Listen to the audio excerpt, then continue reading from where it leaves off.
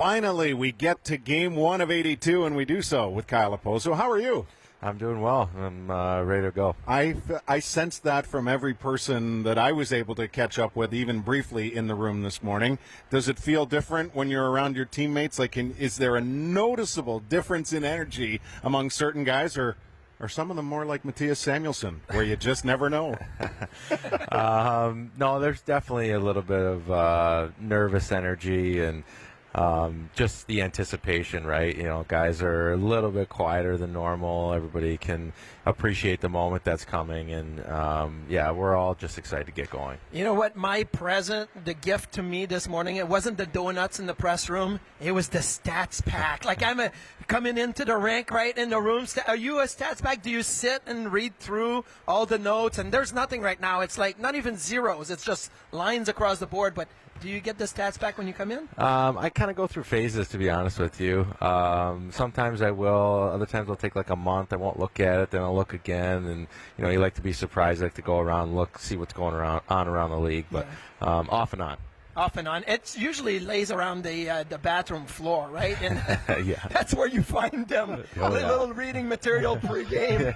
Exactly. That's usually where they are. Any early season trends from around the league or talking points that you and the guys are discussing? We've been discussing the PP a little bit. Just a couple of things that we're seeing and might try and implement in ours. But I'd say that's probably the biggest one that's been going around. Are you talking about your power play individually, or are you looking around the league? Like there was games last night, there was games on Tuesday night. Do you watch those and kind of see what other teams are trying to do on the power play? Yeah, we got a bunch of hockey nerds in there who just love to watch games. So we'll be watching the games and we'll be like, oh, did you see that play? And so then we kind of talk about it the next day and say, oh, this might work for us, or why don't we try this? So definitely watching what's going on around the league and then trying to use some of their concepts but make them our own. You got to add Duffer to the group chat, although you got to mute your phones at 11:30 because the texts keep coming at midnight, 12:30. The games are on. It keeps coming, I'm telling you. But got to add because he watches every game. I'm telling you, I don't know how he does it. Yeah, you can't go to bed until the last game is done. That kind of evolved out of working in late-night sports television highlight service where you were actually obligated to work until the end, you know. So those West Coast games when the Yankees were playing would seem like you'd be done at 2 or 3 in the morning. But in all seriousness, this has been a really interesting week for us behind the scenes. We had the kickoff luncheon where we got to enjoy you as part of a panel discussion with the coach and general manager. Took a shot at me. Thank you very much. That was one of the highlights of the week. Just a little bit. Just a little one, Marty. He said Marty could talk paint off the wall. So, and while you were saying that, Don leaned over to me and goes, is that a compliment? So that was cool. And then yesterday we had a all-staff meeting that you were kind enough to be a part of in a panel discussion. And I want to share this moment because I think what's been really enjoyable lately is hearing how succinctly you can put things into its proper context. And it was in relation to how Don coaches the team and how you acknowledged, and we're kind of speaking on behalf of the group, it's a kid's game for adults.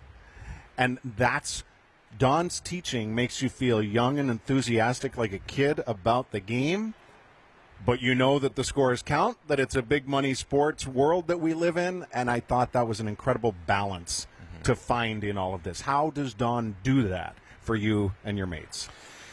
Oh, it's a tough one to put into words exactly how he does it, but just the way that he portrays his message, and I think the way that when he does, for lack of a better term, criticize something that you do, it's in a way where it's not coming from a malicious place and it's not coming from a place of putting somebody down. It's coming from he wants us to be better, and he wants you to be able to have the confidence to make a great play and have the confidence to make the next play.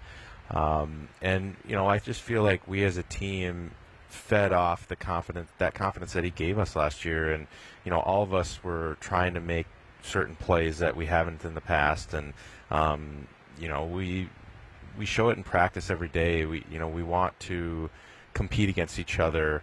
We want to try and beat each other. Like Rass is back there, and he doesn't want anybody to beat him. And then when he gets the puck, he's trying to dangle you. And it's just like we have this competitiveness that you have when you're a kid, and it's showing in how we're going to play the game. What about you personally? Tonight will be game 9-10 in your career, regular season. You had a great sit-down with Matt Bove, Channel 7, and you talked about early in your career, it was more like the fear of making mistakes, and that kind of drove you, but it's hard to handle. It's a lot of pressure, and now you've evolved and changed. You get on the ice tonight. How do you personally approach that?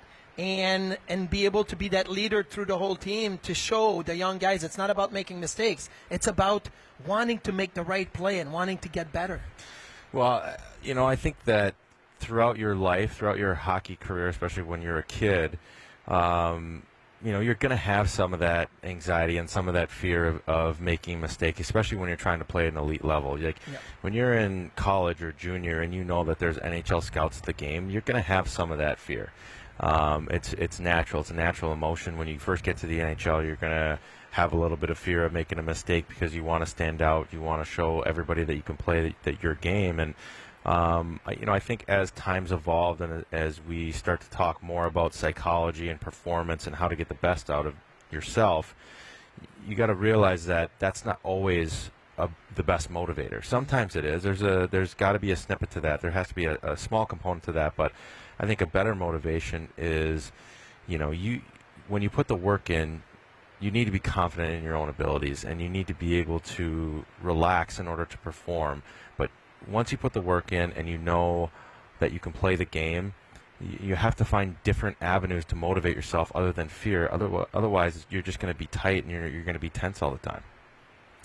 That's when the game slows down, right? Because when you're tense, it feels like everything is fast. Like I remember if I went in halfway in the game somehow, like goalie got hurt or got pulled, like I'm really scared, and it goes super fast.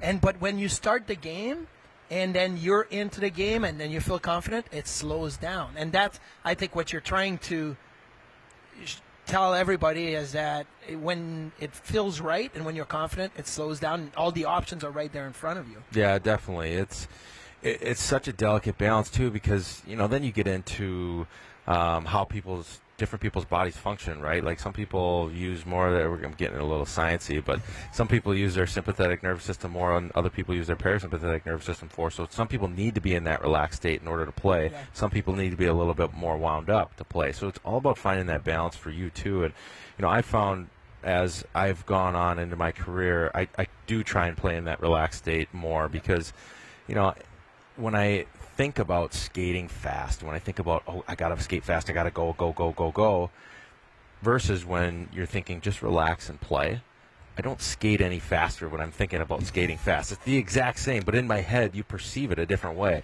It's pretty crazy. Last one, because it's a game day and we really want you to go and enjoy the build up to it with your family. It's a Special Place was the title of the latest Sabres Embedded, which premiered last night. And I'm asking you what you thought of the end product. I thought it was fantastic. When they sent it to me like a week ago or whatever and just said, just review it, it didn't.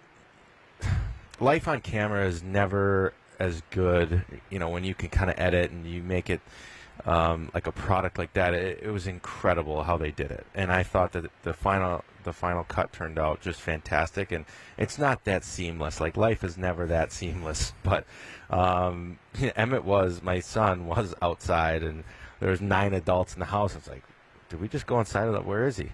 And so I went out, and he's sitting there, and he likes to do that. Actually, he likes to hide, and then he won't say a peep for however long until you come find him. So I thought just a little window into kind of my everyday I thought was really cool. And but what you saw is like that's life. Like it's for me it's very hectic at times, but I wouldn't trade it for anything in the world. And the days can sometimes get long, but the years fly by, that's for sure.